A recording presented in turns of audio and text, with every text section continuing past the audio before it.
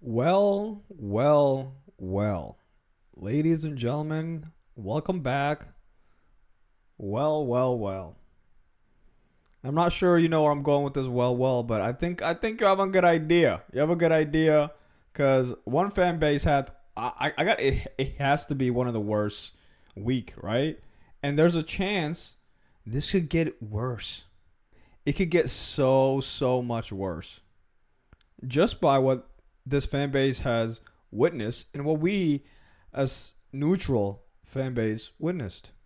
Okay, there's some haters there for sure. There's some haters who were were hoping from the beginning that this whole history thing didn't work out. But there's a lot of people who are rooting for them. I'm part of the rooting party. You know what I'm saying? I was hoping. I just want to see the Gunners win trophies, and this was the season.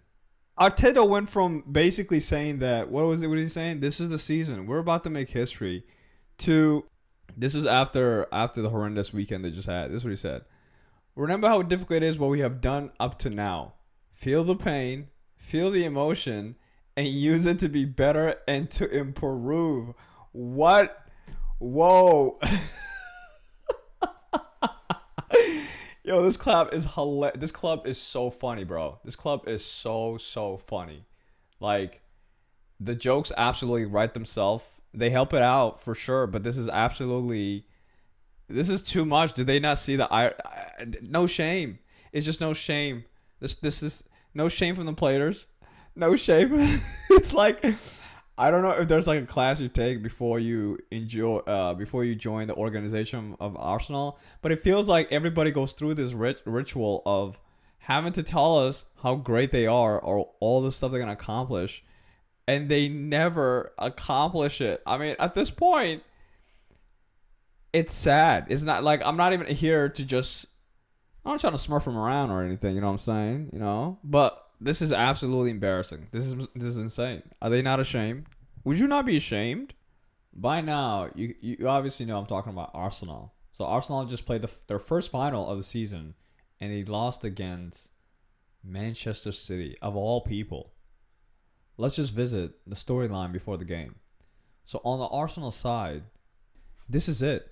The first trophy of the season. Not just that. It's against Manchester City, guarded the best team in your league, right? The coach is somebody you were assistant to. You learn a lot from this guy. You know how he thinks. You know his approach to the game, okay? And the past few times they played against each other, Arsenal always played like they were the underdogs. Regardless of what star power they have player wise, it always felt like Arsenal was the underdog to the point, I don't know if everybody remember, they used to be like, these guys are scared of us. You know what I mean? What did Holland said? Stay humble.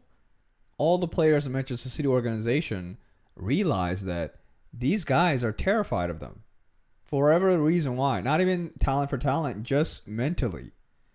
Every time they played against each other, you can see it on the field. So this was the day to prove the world wrong, for them to come out of their shadow, okay? To be like, yo, don't little boy us here. You know what I mean? Like don't be little boy me here, okay? Because I'm not nobody's little boy, right? That's what you need to say, you know. So that was their point, and they did absolutely anything but that. Okay, they literally. I've never seen them play this terrible. They were terrible. They were getting choked the whole game. They were getting choked the whole game, and they looked like they didn't know what to do. At one point, the French winger from Manchester City, dude was just like juggling. Dude was juggling. Who scored the two goals in the game? That's what I'm saying. That's what I'm saying. That's what I'm saying. I feel like even in Manchester City's side, I feel like they're like, if we win, we win. If we don't, we don't. This game basically put the bed of the conversation that are they gonna fire Pep? No. After this game, Manchester City realized this guy. This is the. We need the brain. We need this guy's brain because he's obviously somehow he's getting into these guys' head, and especially this guy. So they lost the Carabao Cup, right? All right. Restart. We lost that cup. It's fine. Next game, we got to get our. We're in a quarterfinal of the FA Cup. We can't. Even, we don't have time to think about this. We got to go play that game. We got to show what we're about. We got to get back on the road. They lost 2-1 against one of the worst team in the league. Okay, so that's 2 cups out in 2 games. I mean, at this point, if I was Sporting, and they play Sporting tomorrow, so if I was Sporting, brother, this is beautiful. Like, especially, how Sporting's doing right now. I mean, this is it. If Sporting had any kind of confidence, this is the best comp. Just watch both of these 2 games highlights. Just watch the last 2 games of Arsenal, and you're like, yeah, I think we can do it. It's home. They got to do it. There's a big chance that Arsenal is going to blow all of it. So they blow 2 already. They have 2 more to go. What's going to happen? What do you think? What do you think? Realistically, what are the chances for them to win the Premier League? It's pretty good. I would say it's about like,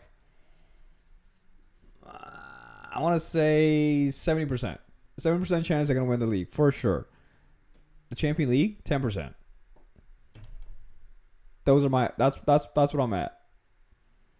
I can't speak for you. All right? So, and again, just after this game especially, like after these 2 tournament, they just got kicked out. At this point, come on. You can look at it and say they could get more rest to really focus on these 2 big cups left. But, dog, you lost a side gig. We don't even care, okay? It would matter if they win these 2 cups. These are actually the most important cups to win in the league. And they got to win these. And the way Arteta is talking, I feel like they're not going to win any of this. At this point, if I was a betting man, I would put my money on Sporting. 100%. You get what I'm saying? That's how much I'm confident that this is the beginning of the end. If you know what I'm saying.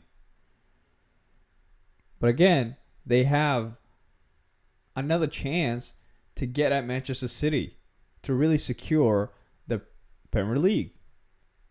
And April 9 is a day they can get that back. They can get that win, and they can really just run with their league. But that could also be a day where we see the same performance that we see every time they play against each other. We could see that again. And it could also be the start of the end of their Premier League. Because right after Manchester City, they played Newcastle. And once you see blood in the water, like a shark, you got to attack. Fulham after that, West Ham after that, you got to attack. You know what I'm saying? So we'll see, man. We'll see what the Gunners going to do. Well, now, obviously, I can't end the podcast without talking about Barcelona.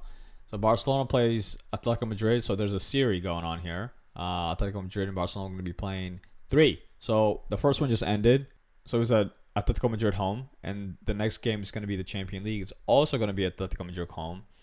And it felt that the league game for them, they're not really playing for anything. So they didn't even take it serious. They rested a bunch of players, and realistically, they have a bunch of players also injured as well. So I think the win was pretty predictable, and especially after Atletico Madrid got that red. And there's a lot of conversation about was it a red or was it a not. I don't want to be involved in that conversation. Whatever you think it is, sure, it doesn't matter. It doesn't matter. So Atletico Madrid, right when they got that red card, you could kind of see that it was kind of over. And to them, they just defended the whole time. Barcelona just kind of was just trying to probe the whole time just to see where they can get in and get a goal. And as the game went on, they broke in. And there was great performance from Lewandowski. Lemar was great. He was very frustrated because it looked like it just wasn't working out for him. He was dribbling and everything, but he couldn't score. And Fernando Torres, this is what I'm saying. Fernando Torres, the guy, we need a striker. That's all I got to say. We need a striker. Hopefully Lewandowski stays for another season, but we need a striker. Like that's one thing we really need.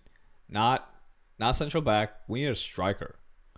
Cancelo, I'm seeing that we're probably going to sign him, And rightfully so. I mean, he's not a great defender, but honestly, Barcelona never really had left or right back that were like great defenders. Most of them are very good at going forward. And if that's the way we're assessing this, I mean, Cancelo's perfect going forward. It was his assist that got the win. That little. Did you see the way Lewandowski scored that goal? You know, that was just it just shows you how his body is just it's just reflection. It's just reflex. You know what I mean? It just knows where to go, how to react. It's so quick. So anyway, we got the win. It was pretty predictable. Now I feel like the next game we play them, they're gonna go hardcore. Okay, you think Sanamoni was playing dirty by almost tripling? What is it? Fernando Torres when he was trying to grab the ball. Did you see that? Dude was like almost tackling him from the back. Either way, it's gonna get a little bit more dirty because to them, the only thing they can really get right now is Copa del Rey and the Champions League. If the Champions League and the Champions League, at least they're in there to fight for it. So for Barcelona, they got to win the next two games. Like, this game was great. This game sealed the league for them. They're 7 points clear. It's over. Like, the league is over. At this point, I just can't see Madrid catching up. Like, the way Madrid is performing, there's about 6 games left. Are you telling me they're going to win all their games and Barcelona is going to lose all their games, including the game they have to play against each other at Camp Nou?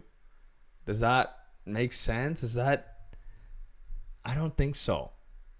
You know what I mean? Barcelona hasn't lost in Camp Nou this season. That's one. And the second is that Madrid could lose a game without even if they beat us, they could still lose another game. You know what I'm saying? This is a team that's just not that. I don't think I'm confident enough to say that these guys can win all the 6 games that are left with no hiccups. I can't say that.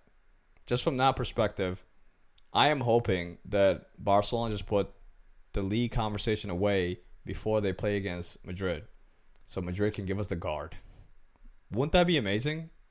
Wouldn't that be great if we can get Madrid to do the guard at Camp Nou? How cool would it be to have Madrid do the guard honor at Camp Nou? That would be pretty cool. That would be pretty cool for me. I would love to see that. That's all I'm gonna say. You know what I mean? That would be very good. But for the season, it's over.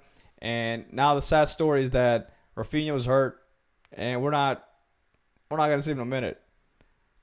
And it's fine. It's fine is what I'm saying. It's fine. Okay. Now the most important thing is just beating Atletico Madrid twice, and I think we can do it.